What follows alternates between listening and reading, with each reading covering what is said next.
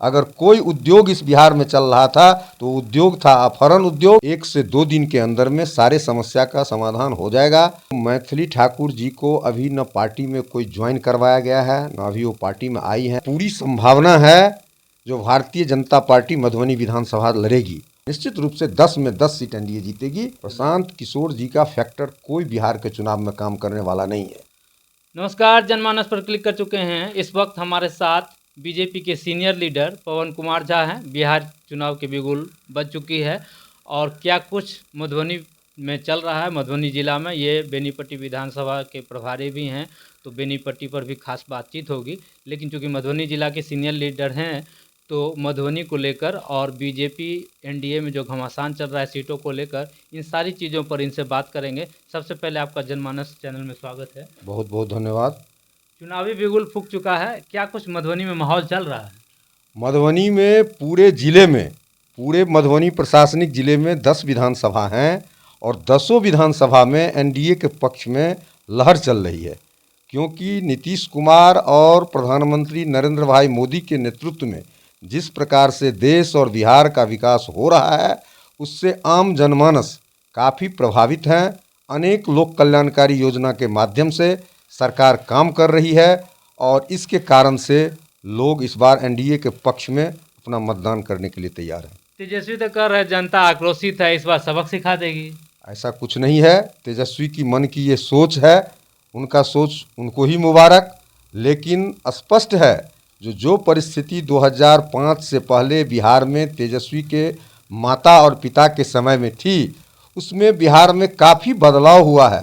90 से लेकर के 2005 तक बिहार ऐसी स्थिति में पहुंच गई थी जो सड़क पे गड्ढे हैं कि गड्ढे पे सड़क हैं, ये हाईकोर्ट का टिप्पणी था। लॉ एंड ऑर्डर की बहुत ही खराब स्थिति थी, डेवलपमेंट का कोई काम चल ही नहीं रहा था। अगर कोई उद्योग इस बिहार में चल रहा था तो उद्योग था अपहरण उद्योग, और अपहरण उद्योग भी सत्ता पोषित उद्योग चल रहा था। सत्ता के द्वारा अपहरणकर्ताओं को संरक्षण मिल रहा था। तेजस्वी के माता पिता के राज की यही हाल है। इसलिए उसके बाद जो परिवर्तन बिहार में 2005 के बाद से 2020-25 तक में जो 20 साल में परिवर्तन का गति चला है, विकास का रफ्तार चला है, उस विकास के साथ यहाँ के आम जनता साथ हैं और इस बार भी एनडीए को 10 में 10 सीट मधुबनी जिला में मिलेंगी। नहीं तो तेजस्वी यादव का ये भी कहना है कि उन्होंने जो भी जनता से वादा किया था, जब नीतीश चाचा को लगा कि सरकार अब उनकी नहीं बनेगी तो वो सारे वादे, चाहे बिजली का मुफ्त करने का बात हो या फिर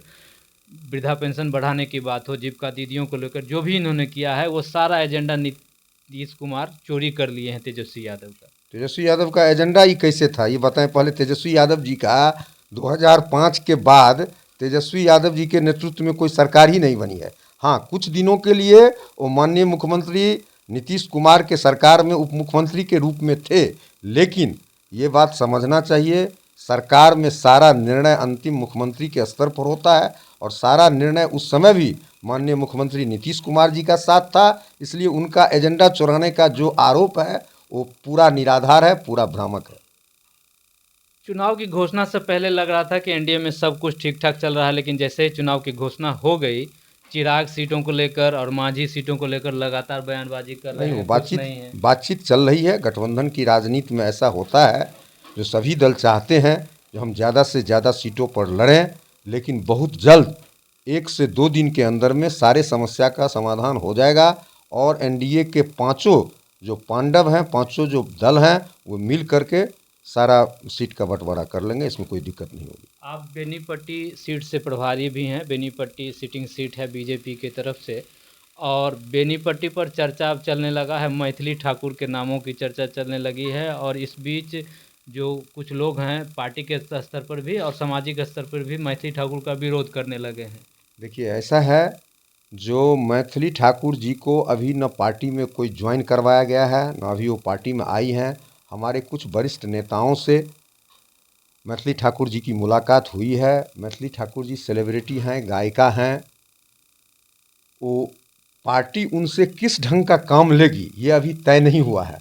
उनको चुनाव लड़ाएगी या नहीं लड़ाएगी, या उनको प्रचार में लगाएगी, किस स्थिति में पार्टी में उनकी क्या भूमिका होगी, ये अभी कुछ तय नहीं हुआ है। इसलिए अभी इस बारे में कुछ कहना, हमारे यहाँ पार्लियामेंट्री बोर्ड की व्यवस्था है, हमारे यहाँ जो पार्लियामेंट्री बोर्ड तय करेगी वही होगा।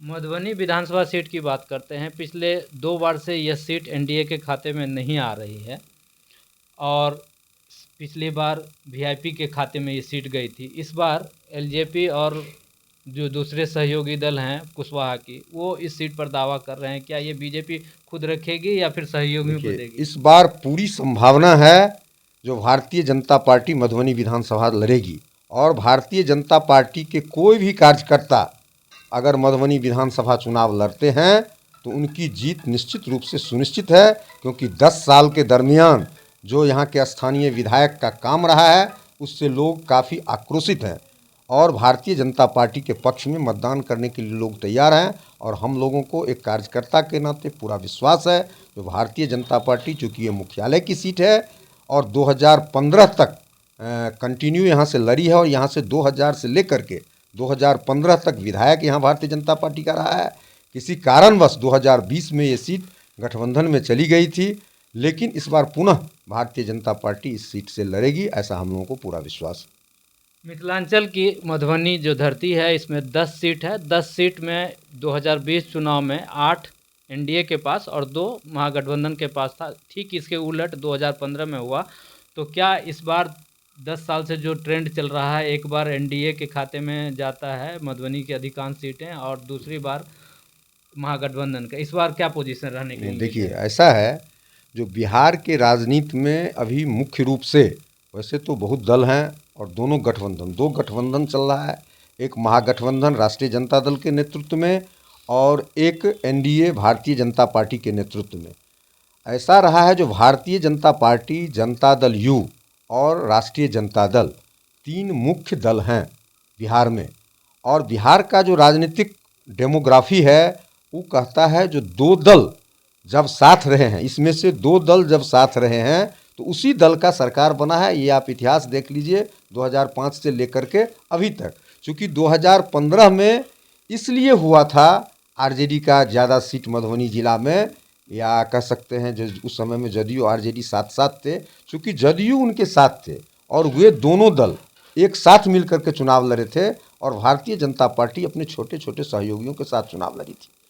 यही कारण है। और चूँकि इस बार भारतीय जनता पार्टी के साथ जनता दल यू नीतीश कुमार जी का पार्टी, रामविलास जी के पुत्र चिराग पासवान जी के पार्टी एलजेपीआर और हम पार्टी और रालोमो, ये 5 दल मिल करके लड़ रही है और ये पूरे बिहार में ये सशक्त गठबंधन है। इसलिए कहीं से कोई संभावना नहीं है।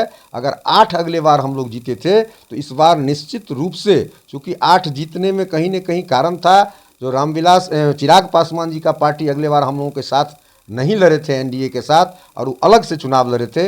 इस बार चिराग पासवान जी भी हम लोगों के साथ हैं। निश्चित रूप से 10 में 10 सीट एनडीए जीतेगी, एकदम पूरा सुनिश्चित है। बिहार में एक तीसरा फैक्टर चल रहा है, प्रशांत किशोर। प्रशांत किशोर कितना फैक्टर काम करेगा? प्रशांत किशोर जी का फैक्टर कोई बिहार के चुनाव में काम करने वाला नहीं है, क्योंकि जो प्रशांत किशोर जी का कोई राजनीतिक वजूद अभी ज़मीन पर दिखाई नहीं देता है।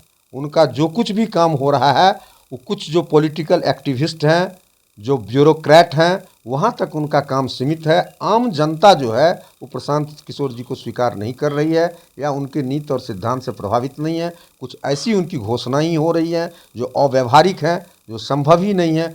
वो बरगलाने में यहाँ की जनता नहीं आ सकती है। बिहार की जनता राजनीतिक रूप से काफ़ी परिपक्व रही है और बिहार का राजनीति देश को एक दिशा देता रहा है। इसलिए कभी भी बिहार के जनता ऐसे लोगों को वोट नहीं देगी जो चुनाव में एक व्यवसायीकरण करना चाहते हैं, और चुनावी व्यवसायी हैं वो। प्रशांत किशोर जी चुनावी व्यवसायी हैं, वो पॉलिटिशियन नहीं है। उनका कोई राजनीतिक कार्यकर्ता नहीं है। वो चुनाव मैनेजमेंट करता है। चुनाव मैनेजमेंट करना अलग विषय है, किसी के लिए काम करना अलग विषय है, लेकिन खुद चुनाव में उतर करके चुनाव जीतना अलग विषय होता है। अगर ऐसा होता, अगर जो मैनेजमेंट करते हैं वही अगर चुनाव जीतते, हुए सभी लोग अगर चुनाव जीतने लगते, तो जितने बड़े बड़े चुनाव मैनेजमेंट करता है उनका जो कंपनी है वही लोग अपना उम्मीदवार उतार करके फिर पॉलिटिकल पार्टी का कोई ज़रूरत ही नहीं पड़ता। इसलिए एकदम निश्चिंत रहिए, प्रशांत किशोर का फैक्टर बिहार के चुनाव में कहीं कुछ नहीं है। और भारतीय जनता पार्टी के नेतृत्व में जो एनडीए का गठबंधन है उसके पक्ष में एक लहर चल रही है। ये हैं पवन कुमार झा, बीजेपी के सीनियर लीडर, बेनीपट्टी के प्रभारी भी हैं। इन्होंने अपनी बातें रखी। आखिर 2005 से 2025 बहुत हुए नीतीश, या 2025 में फिर से नीतीश, यह 14 तारीख को पता चल जाएगा। फिलहाल इतना ही, मुझे दीजिए इजाज़त। अगर अभी तक आपने जनमानस को सब्सक्राइब नहीं किया है तो सब्सक्राइब कर लें, लाइक शेयर और कमेंट भी ज़रूर करें। नमस्कार।